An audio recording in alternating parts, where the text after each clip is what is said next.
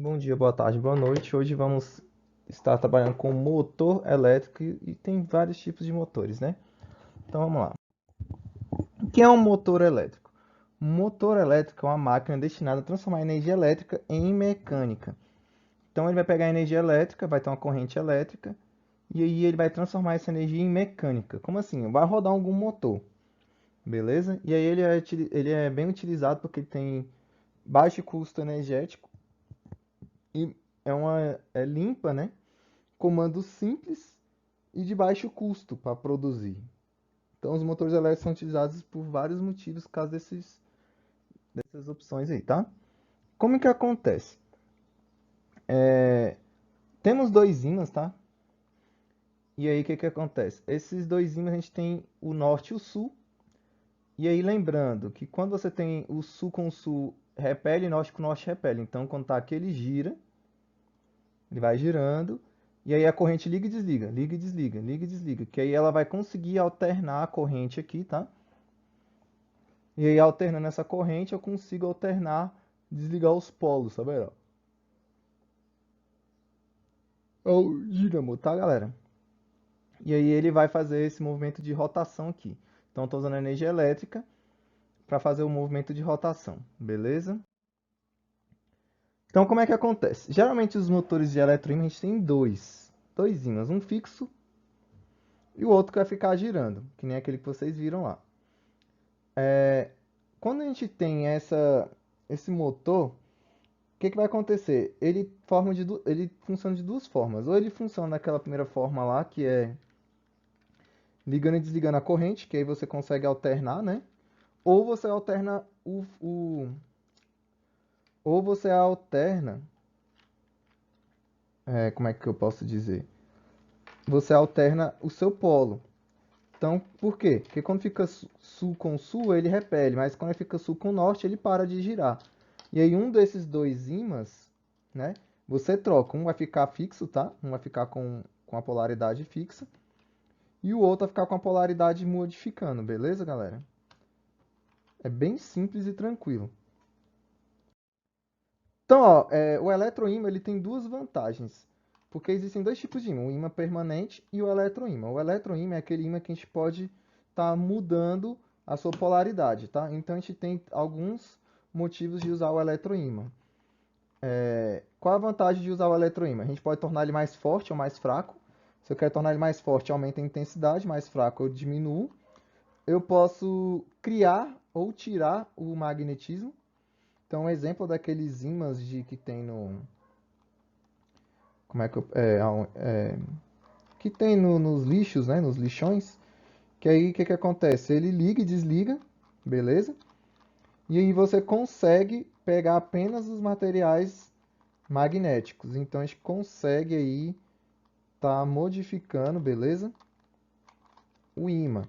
Que aí a gente tem um controle de ligar e desligar eles, beleza, galerinha? Bem tranquilo. Então vamos lá, continuando. O eletroímã podem inverter os polos, igual eu te falei, porque quando a gente coloca o polo negativo com positivo, o que acontece? Não tem como mais ele girar. Então, quando você coloca lá positivo com negativo, ele não gira mais. Mas quando eu inverto os polos, que eles ficam com a polaridade igual, ele gira. Aí o que acontece? Eu vou ficar invertendo esses polos, beleza? Então aqui tem uma explicaçãozinha melhor. Então, o que acontece? Quando a gente tem um ímã permanente, ele tem o norte e o sul fixo. Sempre vai ser norte, sempre vai ser sul. Quando você tem um eletroímã, eu posso o sul virar norte e o norte virar sul e vice-versa, tá? Eu vou fazer esse movimento circular aqui, ó. Fica invertendo os polos, eu consigo girar o motor. Como é que eu faço isso? Mudando o sentido da corrente. Então, quando a corrente está num sentido, ele está norte e sul. Quando eu inverto, ele fica norte, sul e norte. Então, vamos supor que indo para a direita tá sul e norte, indo para a esquerda vai ficar norte e sul. Beleza? Então, é só inverter o sentido da corrente que eu consigo inverter a polaridade. Lembrando que nesses motores eu tenho que deixar um ímã fixo, um sempre norte e um sempre sul, e vou usar um ímã magnético, que aí eu vou conseguir inverter essa, essa polaridade aqui. Então, a gente tem aqui dois ímãs, né? Então, a gente tem os polos opostos aqui dos ímãs. Então, os opostos se atraem, que acontece com os ímãs permanentes, né? A gente tem o ímã da armadura, que ele se movimenta livre e gira. E aí o norte vai para o sul. E aí depois, quando ele gira, vai ficar sul com sul, ele gira de novo. Mas quando ele chega no norte com sul, ele para. Aí o que acontece? A gente tem que mudar a corrente, inverte a corrente, logo vai mudar o polo. Quando eu mudo o polo, ele gira de novo. Eu vou fazendo sempre esse movimento. Mudo o polo, gira. Mudo o polo, gira. Mudo o polo, gira. Operação. Então, a maioria dos motores elétricos, eles usam o campo eletromagnético, beleza? Por quê? Por causa desse, dessa propriedade eletromagnética, né? Do sul se repelir com o sul, norte se repelir com o norte, a gente faz esse movimento rotatório. Esse fenômeno também, ele pode ser utilizado como uma força elétrica, tá? Que a gente faz o campo elétrico, que é a lei de Lorentz, que a gente vai ter um fio perpendicular ao campo magnético e um motor giratório, e aí a gente consegue fazer esse motor girar. E aí esse eixo central a gente chama de rotor. Então é o que tem em vários lugares, a gente compra vários rotores aí, é bem fácil achar, beleza? É bem tranquilo. Então a maioria dos motores magnéticos eles são giratórios, beleza? Mas a gente tem alguns que são lineares. E aí o motor fica na parte interna, tá? Que a gente consegue fazer esse movimento giratório. Tipos de motor. A gente tem dois tipos de motor. A gente tem o de corrente contínua e o de corrente alternada. O de corrente contínua ele é extremamente caro. Eles são motores de alta precisão, então eles são utilizados para para umas finalidades específicas, tá? Não é para qualquer finalidade. Então, o que que acontece? Quando eu tenho ele é de alto custo, é muito caro produzir um eletroímã desse. E, como eu posso dizer, ele, ele é um ímã usado para alta potência, tá?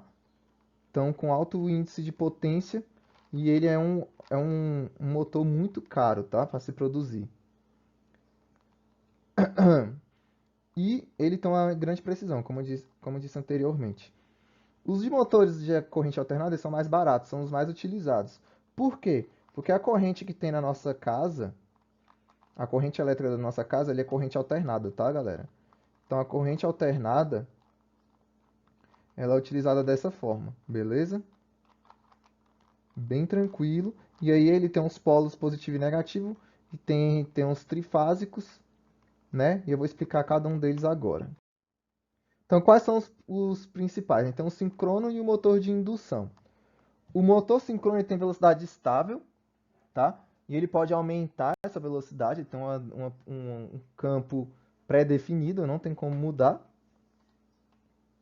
E esse campo é girante, tá? E ele também é utilizado quando requer grande potência, é o torque, beleza? Com constante, ele tem uma potência assim bem constante. Já o de indução, ele tem ele varia o eixo, ele é utilizado para acionar alguma máquina. Então, quando eu ligo alguma máquina, eu tenho que usar essas de indução, que é onde eu tenho que ter muita força para ligar uma máquina, tá, gente? Que nem um carro. A marcha mais forte do carro é a primeira. É a marcha mais forte. Vamos lá, outros tipos. Perdão, galera. Outros tipos de motores, a gente vai chamar de motor CA, tá? Motor de corrente alternada, tá? São motores de equipamento rotativo, tá? Que ele usa corrente elétrica. E aí ele vai ter uma alimentação que faz só girar. Tem um acoplado e faz o motorzinho girar. É o mais simples. A gente também pode ter motores que são divididos em sincrônomos e assíncromos. Então é aquela parte lá que ele é feito para ter uma potência muito forte e uma passional. Então ele aciona e depois ele gira com uma velocidade constante. E também a gente tem aqui, ó, os trifásicos e os monofásicos.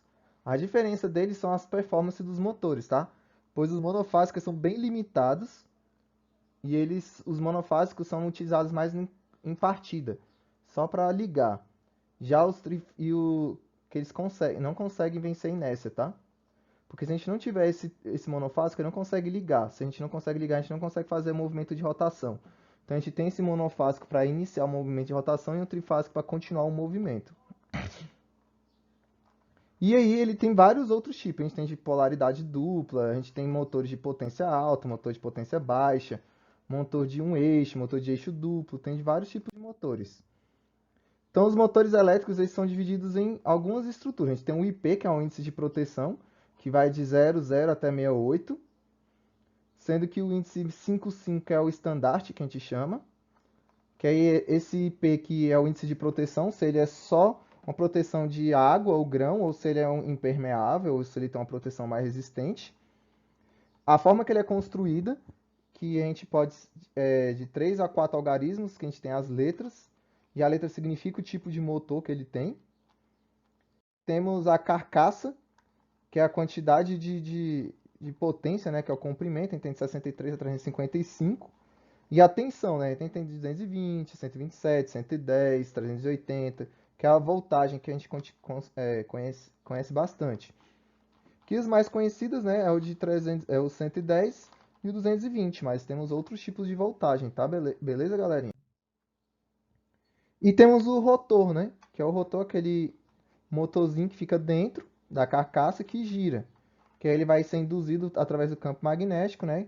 Que a gente tem um eixo, tem dois ímãs, um é estático e outro se movimenta, que ele vai mudar a sua polaridade. E aí, galera, por que a gente tem esse tanto de motor?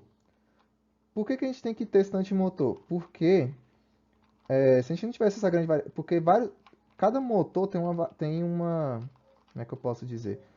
Tem o seu motivo, né? Tem o seu propósito, tem sua função. Se a gente só tiver motores iguais, a gente não consegue suprir todas as funções. Então a gente tem que ter motores para diversos tipos de função. Ah, é um motor para fazer peso, é um motor para pegar velocidade, é um motor só para dar uma impulsão, é um motor que tem que ligar e desligar rápido, é um motor de rotação, entendeu? Então é um motor que funciona com duas fases, três fases. Então a gente tem que ter motores de diversos tipos, beleza, galera? Capacitor. Então, nos motores, a gente tem um capacitor, que é uma das estruturas da placa, tá? A gente tem um capacitor, a gente tem um resistor, a gente tem vários tipos de estruturas, tá? E o que é o capacitor? O capacitor também é chamado de condensador. É o componente que armazena energia, e por ele armazenar essa energia, ele forma um campo magnético. E aí ele dá um desequilíbrio interno na carga elétrica, beleza? São essas pecinhas aqui, ó. Então, o capacitor ele tem algumas propriedades, tá? Ele tem a propriedade de armazenar energia. E aqui é a nossa fórmula, onde o C significa capacitância, que é em farads, a sua unidade. Temos a carga. E o Vzinho é a tensão, é a voltagem, é o potencial, é a voltagem lá. E aí, o que acontece? Quando a gente joga na fórmula, pegando o 10 a menos 19 do Coulomb lá, a gente vai ter uma voltagem muito pequena. E aí ele não pode ser menor que a do elétron. E aí a gente tem as famosas cargas estacionárias, que é as cargas que vão ser armazenadas lá, beleza? Então vamos ao nosso exercício. A fórmula que a gente vai usar não vai ser aquela que a gente viu no exercício, tá? A gente vai ver essa outra aqui, ó. A gente vai usar que é potência. Opa, deixa eu escrever bonitinho aqui. Eita, que hoje tá difícil, gente. Perdão, calma aí. Potência. O I, o U aqui é a voltagem, pode ser o Vzinho. E o I vai ser a intensidade da corrente elétrica, tá? Então vamos lá. E a gente vai usar duas formas. A outra que a gente vai usar é a de energia. Energia é igual a potência vezes o tempo, tá? Então vamos lá. Primeiro aqui, um automóvel possui uma bateria de 12 volts. Então o U aqui é 12. Beleza?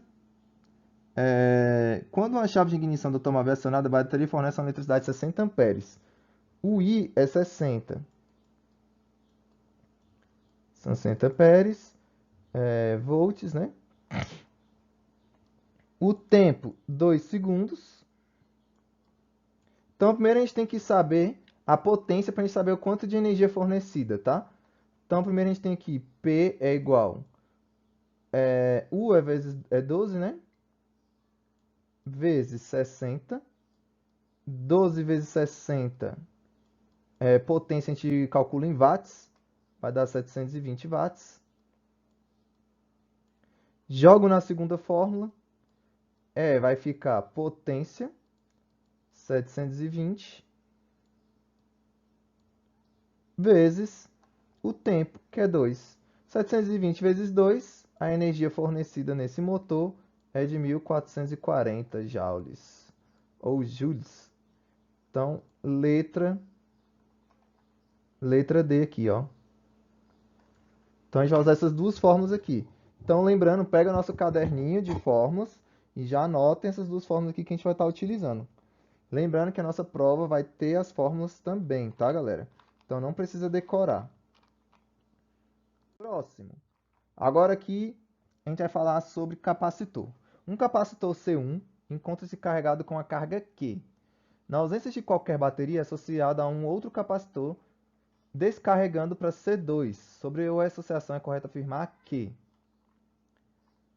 a diferença de potencial da associação será nula? Não. A carga final dos capacitores será igual? Sim. E eu vou explicar o porquê, tá? Deixa eu pegar aqui azul. A gente tem um capacitor 1. Vamos supor que ele tem 10 de energia aqui, tá? Lembra que o capacitor é a pecinha que armazena energia. E a gente tem um outro capacitor descarregado. Então, esse capacitor aqui, ó, o C2, ele tem zero. Lembra que todo elemento, tudo na natureza tem que entrar em equilíbrio. Quando eu entro em contato os dois capacitores, eles vão entrar em equilíbrio. Então, a energia que está nesse passa para esse.